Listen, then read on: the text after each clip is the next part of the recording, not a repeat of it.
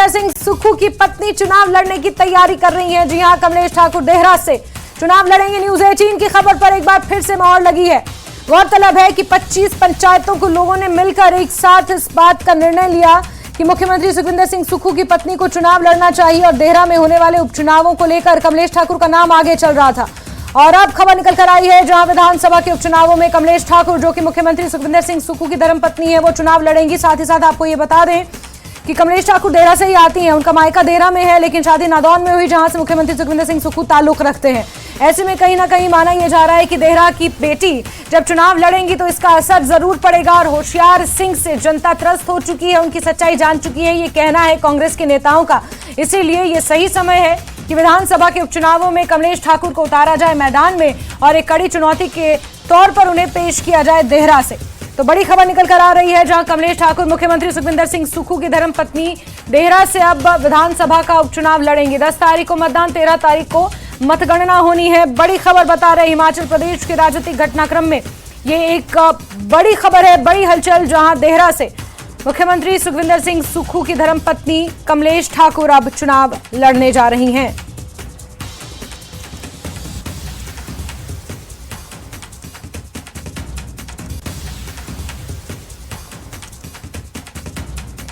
गौरतलब है कि मुख्यमंत्री आज दोपहर दिल्ली जाने वाले हैं। आलाकमान से मुलाकात करेंगे कि किस तरह से आगे की रणनीति तय की जाए। और माना यह जा रहा था कि वहां पर आलाकमान से मुलाकात कर वो इस बात का निर्णय लेंगे, लेकिन उससे पहले ही खबर निकल कर आई है और आलाकमान भी ये चाहता है कि मुख्यमंत्री की पत्नी कमलेश ठाकुर चुनाव लड़े। देहरा से ताल्लुक रखती हैं, उनकी जमीनी पकड़ अच्छी है। सीधे रुख कर लेते हैं रणबीर का, इसी खबर पर जुड़ गए हैं। रणबीर, एक और न्यूज 18 की खबर पर मोहर लग गई है। सुबह ही इस बाबत बात हो रही थी कि कमलेश ठाकुर चुनाव लड़ सकती हैं, क्या संभावनाएं थी, लेकिन अब खबर निकल कर आ गई है कि कमलेश ठाकुर चुनाव लड़ेंगी। कैसे देखा जाए ये मुकाबला, होशियार सिंह वर्सेस कमलेश ठाकुर? जी हाँ, देखिए, जो जिस बात का जिक्र हम कर रहे थे कि संभावनाओं का खेल होता है राजनीति, तो वो संभावनाएं जो है वो धूमिल नहीं हुई थी। तो जिस तरह से जो जानकारी हमें कैबिनेट बैठक से भी निकल कर आ रही थी कि देहरा को लेकर कोई बड़ा फैसला कैबिनेट में हो सकता है, चर्चा उसमें हो सकती है। हालांकि आज जो बड़े फैसले, 2 फैसले किए गए हैं। देहरा सब डिवीजन में एसपी ऑफिस का खोला जाना, PWD जो SC है उसका दफ्तर खोला जाना। हालांकि यहाँ पर जब कैबिनेट ब्रीफिंग चल रही थी, इस फैसले को लेकर जब सवाल न्यूज 18 की तरफ से पूछा गया कि क्या ये चुनावी दृष्टि से ये फैसला किया गया है कि मुख्यमंत्री की धर्मपत्नी अब चुनाव लड़ने जा रही है, तो यहाँ पर ये कहा गया, हर्षवर्धन चौहान की तरफ से ये कहा गया कि ये चुनावी फैसला नहीं है, बल्कि इसकी अधिसूचना जो है बाद में जारी होगी, इसकी नोटिफिकेशन, क्योंकि वहां पर आचार संहिता लगी है। देखिए, बड़ी बात इसमें यहाँ पर यही है, अगर हम तीनों विधानसभा हलकों को देखें जहां से ये निर्दलीय जो विधायक हैं वो चुनाव लड़कर पहुंचे थे विधानसभा, उन्होंने इस्तीफा दिया था, तो यहाँ पर कांग्रेस की हालत किस तरह से थी। तो कांग्रेस ये चाहती है कम से कम जो है कोई भी, माफ कीजिएगा, कोई भी ऐसी गुंजाइश जो है वो नहीं रहनी चाहिए जिससे कल दिन कांग्रेस को अफसोस हो कि कांग्रेस ने अगर कोई प्रत्याशी बदला होता या ये फैसला नहीं किया होता तो शायद कांग्रेस जो है ये सीट जीत जाए। इसी के तहत ये देखा जा सकता है अब कमलेश ठाकुर जो मुख्यमंत्री की पत्नी है वो चुनावी मैदान में है और जाहिर सी बात है उनका मायका भी है। और आपको ध्यान होगा, हमारे वहां से रिपोर्टर है ब्रजेश्वर साकी, उन्होंने तो 5 दिन पहले ये बताया था कि वहां से संकेत जो है मिल रहे हैं। और जब चुनाव प्रचार चल रहा था, लोकसभा का चुनाव प्रचार चल रहा था, तो उस वक्त भी मुख्यमंत्री की तरफ से संकेत दिए गए थे। तो आज न्यूज 18 की खबर पर मुहर लगी है और ब्रजेश्वर साकी की खबर पर भी मुहर लगी है, जिन्होंने बहुत पहले ये कह दिया था कि इस तरह की सुगबुगाहट है और संकेत लगातार यहाँ से मिल रहे हैं, जो पंचायत प्रधानों का आकर ये कहना, तो ये संकेत था। तो अब ये जो है अब सबके सामने आ गया है। अब मुख्यमंत्री की धर्मपत्नी जो है चुनावी मैदान में है।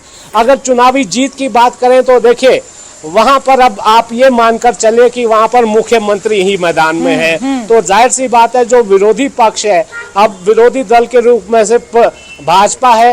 होशियार सिंह जो भाजपा के प्रत्याशी हैं, पहले निर्दलीय विधायक थे, वो चुनौती देंगे, लेकिन यहाँ पर होशियार सिंह की चुनौती जो है दुगनी है। दुगनी इस तरह से भी है कि वहां पर रमेश दवाला, बगावती सुर उनके आपने देखे हैं, और कृपाल परमार किस तरह से अब होशियार सिंह की दावेदारी को जो है उस पर सवाल उठाए गए। भाजपा ने जिस तरह से टिकट आवंटन किया उस पर सवाल यहाँ पर उठे थे। अब देखना होगा कि यहाँ पर ये मुकाबला जो है कितना दिलचस्प होता है। क्या ये एक तरफा होगा या फिर भाजपा जो है कड़ी टक्कर देगी, या कोई चौंकाने वाला परिणाम भी इसमें रणबीर, और अगर आएगा। देहरा का समीकरण अगर समझा जाए और कमलेश ठाकुर को मैदान में उतारने को लेकर इस तरीके से ये गेम समझा जाए कि 25 सालों के आसपास का समय देहरा कहीं ना कहीं एक अभेद किला बना हुआ है भाजपा के लिए। कांग्रेस का वहां पर दबदबा रहा है, कांग्रेस वहां पर अजय रही है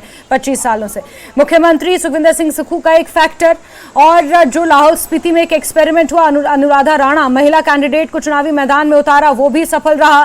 साथ ही साथ 1500 रुपए महिलाओं को देने की गारंटी को लेकर कहीं ना कहीं महिलाओं के पक्ष में जो माहौल बना है, कांग्रेस पार्टी के पक्ष में जो माहौल बना है उसको लेकर कमलेश ठाकुर को चुनावी मैदान में उतारना, ये डिसीजन कांग्रेस पार्टी का कितना प्रबल डिसीजन माना जा रहा है? और होशियार सिंह को चुनौती देने में कमलेश ठाकुर क्या उनके टक्कर के मुकाबले की हैं? क्योंकि देहरा से ताल्लुक रखती, हालांकि रही नहीं वहां पर बहुत ज्यादा समय तक, मुख्यमंत्री शिमला में रहे तो वो भी वहीं पर रही, लेकिन ये एक फैक्टर, और इसके अलावा कौन से वो डिसाइसिव फैक्टर हो सकते हैं जो कमलेश ठाकुर की मजबूती को बयां करते हैं, जिसके दम पर उन्हें मैदान में उतारा गया है कांग्रेस पार्टी द्वारा?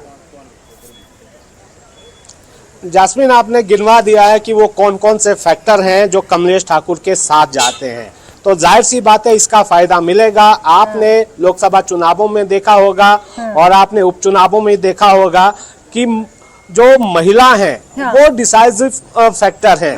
महिलाओं की संख्या जो है डिसाइड करती है, क्योंकि महिलाएं जो है एक तरफा वोट करती हैं। तो यहाँ पर ना केवल कांग्रेस के इस फैसले को आप इस तरह से देख सकते हैं, राजनीतिक दृष्टि से एक सटीक फैसला जो है यहाँ से माना जा सकता है। एक महिला फैक्टर है, राज्य में सरकार है, और सरकार किसकी है? जो प्रत्याशी चुनाव लड़ रही हैं उनके पति जो हैं वो मुख्यमंत्री हैं। तो आप देखिए किस तरह से सारी चीजें जो है कांग्रेस के पक्ष में जाती हैं। कांगड़ा जिले की भी अगर हम बात करें तो कांगड़ा में ज्यादा 10 सीटें जो हैं वो कांग्रेस के पास है। तो यहाँ पर जाहिर सी बात है कि कांग्रेस को फायदा इसमें होगा।